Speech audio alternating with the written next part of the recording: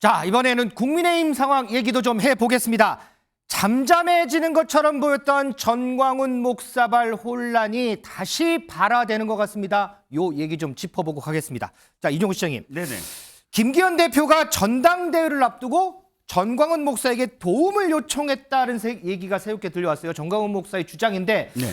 정의를 한번 좀 해주세요. 전 목사가 어떻게 주장을 했는지. 네, 21일자 보도입니다. 전광훈 목사는 이겁니다. 이번에 왜 결선 투표가 처음으로 생겼잖아요. 그렇죠. 그러면 김기현 후보 입장에서는 1차 투표에 무조건 돼야 됩니다. 혹시나 결선 투표를 해서 양자 대결로 갔을 때 어떻게 될지 모르거든요. 그렇죠. 그러니까 전광훈 목사 이렇게 얘기합니다. 다 봐라, 내 실력이 드러났다. 이렇게 표현합니다. 즉 자기가 심어놓은 당원들한테 자기가 다 얘기를 해서 1차 투표에 다 이 김기현 후보를 찍게 해서 1차 투표로 마무리 짓게 했다. 아하. 그러므로 이 김기현 후보가 1차 투표에서 그대로 이렇게 당선이 된 건 다 내가 그래서 만든 것이다. 이렇게 공언한 겁니다. 자, 그러면 김기현 대표 측은 뭐라 그래요? 예, 김기현 대표 측은 이제 언론에 설명 자료를 지금 뿌렸는데 네. 전당대회 당시 전 목사한테 도움을 요청한 사실은 있다. 아. 사실이고 선거에 입후보한 후보로서 누군가에게 도움을 요청하는 것은 당연한 일이다. 자연스러운 일이다라고 얘기를 했습니다. 다만 전 목사가 향후 공천관리위원장 인선 시에 본인의 동의를 받으라 이런 요구를 해가지고 그 즉시 요구를 거절을 했고 그다음에 그 이후에 전 목사가 본인한테 우호적이지 않다라는 거예요. 않게 됐다라는 거예요. 그래서 본인은 그 도움을 받지 않았다 이렇게 해명을 했습니다. 김 에디터 어떻게 보세요? 김기현 대표가 전광훈 목사에 대해서 도움을 요청했다는 사실만으로도 이게 파장이 좀 있는 부분인가요? 아니면 이건 뭐 그럴 수도 있지라고 넘어갈 수 있는 부분인가요? 그런데 이게 당이 이를테면 유구한 역사가 있습니다. 전광훈 목사한테. 예를 들면 홍준표 지금 시장 같은 경우에도 과거에 2017년 대선에서 전광훈 목사 측이 연락이 와가지고 뭐 도움을 요청했네 이런 것도 있고 그 이후에 최근에 대통령 경선 이번에 대통령 경선에서도 전광훈 목사한테 연락을 했다라는 거 아니에요? 도움 네. 달라고. 그리고 황교안 대표 같은 경우에도 2020년 총선 때 지난 총선. 예, 지난 총선 때 이미 도움을 요청을 했고 그때도 공천관리위원장 선임한테 상의해달라고 해가지고 본인이 손절했다 이런 얘기를 했습니다. 그러니까 역대 당대표들이 다 요청을 했어요. 그러니까 이게 사실 이상한 게 아니에요. 그만큼 어떻게 보면 그동안에 전광훈 목사의 지위가 생각보다 굉장히 탄탄했다라는 거를 다시 한번 이제 확인을 한 거죠. 그래서 이 부분에 있어서는 이상한 일은 아닌데 지금 와서 이렇게 논란이 되니까 모두가 좀 뻘쭘해진 상황이라서 앞으로 당이 그러면 이걸 어떻게 대안을 내놓을 것이냐가 좀 중요해진 것 같습니다. 허주현 변호사, 근데 이제 비판은 막 줄줄이 나오더라고요. 네, 맞습니다. 이준석 전 대표가 당장 이제 일말의 기대치도 없으니까 아예 그냥 전광훈 목사를 상임고문으로 모셔라 이렇게 얘기를 했고요. 천하람 위원장도 목이 마르다고 이 상한 물 마시면 안 되는 것이다라고 얘기를 했는데요. 자기도 이 전당대회 때 당선되기 위해서 표가 급했지만 그렇다고 하더라도 전광훈 목사 같은 사람의 손을 잡지는 않았다는 거예요.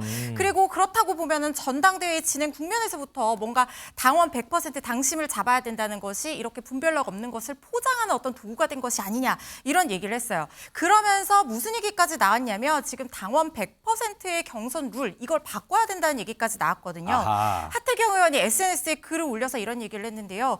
당원 100% 경선 룰을 바꿔서 조금이라도 국민의 이 여론이 반영되는 방식으로 돌아가야지 이제 이런 제2, 제3의 전광훈 목사처럼 당원들의 당 내에서의 어떤 장악력을 바탕으로 당 지도부까지 장악하려고 하는 그런 시도를 막을 수 있다라는 얘기까지 나오고 있습니다.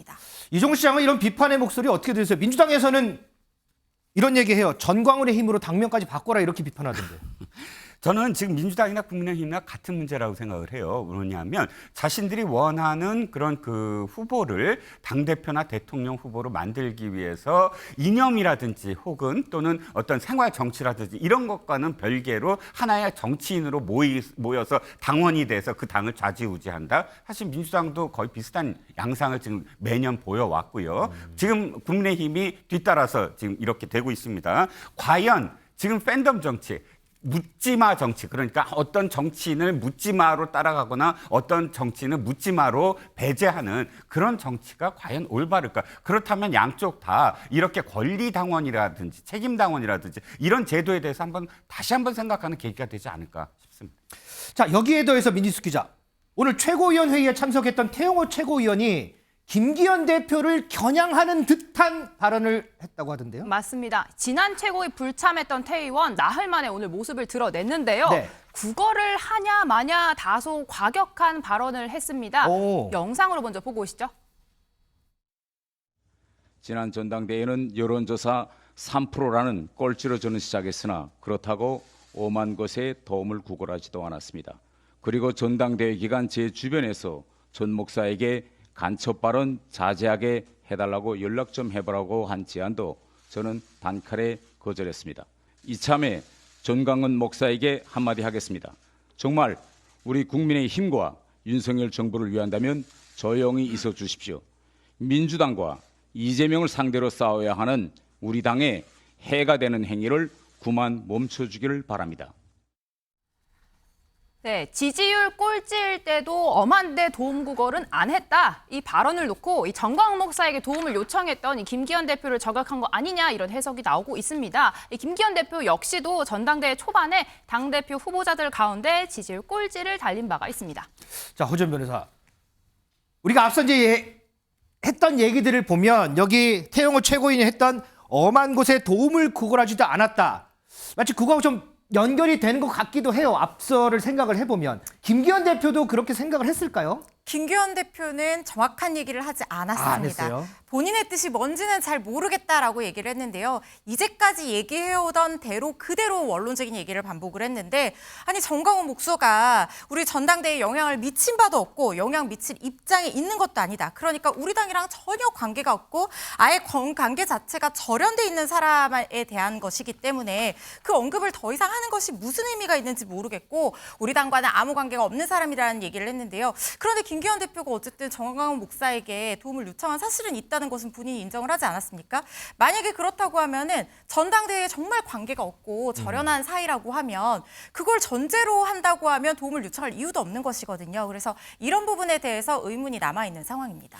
김준일 에디터, 기자들도 질문할 만큼 어쨌든 태영호 최고위원의 발언은 누가 들어도 김기현 대표를 직격하는 것처럼 들려요. 네. 태 최고위원이 왜 당대표를 직격을 했을까요?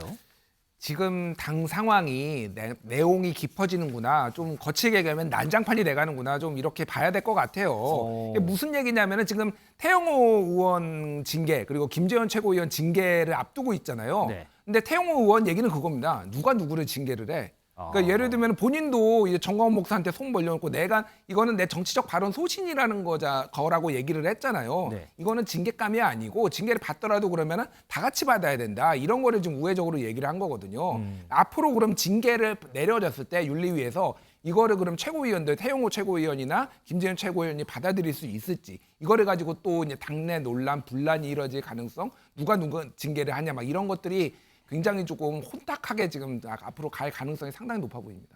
우리 이종호 실장이 김준일 에디터 발언할 때 살짝 웃으셨는데 그런 거 아니야? 뭐 이런 뜻인가요? 뭐 어떤 아닙니다, 생각이세요? 아닙니다. 그건 아니고요. 제가 어떤 데에서 웃었냐면 난장판이라고 표현하신 거에서 웃었습니다. 표현해서. 왜냐하면 네. 이게 그 옛날에는 당 총재가 완전히 당을 장악하는 비민주적인 정당 활동을 했는데 당 대표, 원내 대표 이렇게 최고위원회 이렇게 민주적인 어떤 그런 절차가 이렇게 바뀌고 난 다음에는 어떤 대목에서는 사실 그 이 봉숭아 학당이 된다 최고위원회가 이런 표현 많이 기억하실 거예요. 그럼 민주당이나 국민의힘이나 그런 다 표현들이 역시 있었죠. 네. 뭐 그 제각각의 어떤 목소리를 냈대 얘기거든요. 그런데 사실 당이 출발한 지 지금 출범한 지 이 지도부가 출범한 지 한 달, 한 보름도 안 돼요.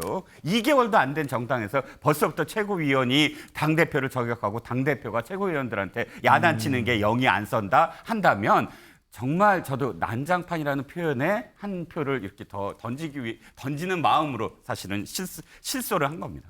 자, 일단 뭐 표현적으로 어쨌든 지금 상황을 보는 이런 여의도 상황을 보는 국민의힘을 상황을 보는 그런 표현적인 표현으로 봤던 그런 표현으로 좀 이해해 주시면 감사하겠습니다.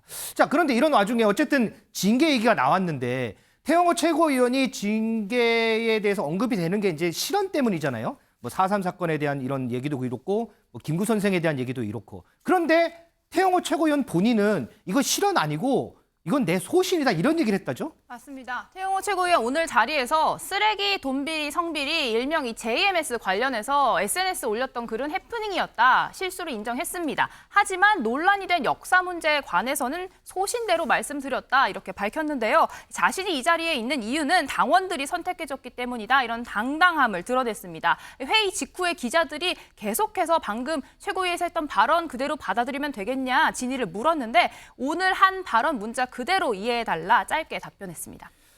자, 지금 국민의힘은 국민의힘대로 내부에서 상당히 좀 시끄러운 일이 많고요. 민주당은 민주당대로 지금 돈봉투 의혹 때문에 또 상당히 골몰하고 있습니다. 자, 이걸 보는 우리 국민들 어떻게 생각을 할까요? 그렇기 때문에 금태섭 전 의원이 지난주 얘기했던 제3지대 이 발언이 지금 상당히 뜨는 건지 모르겠는데 저희가 이 부분에 대해서는 또 다음 시간에 또 논평을 좀 하도록 하겠습니다.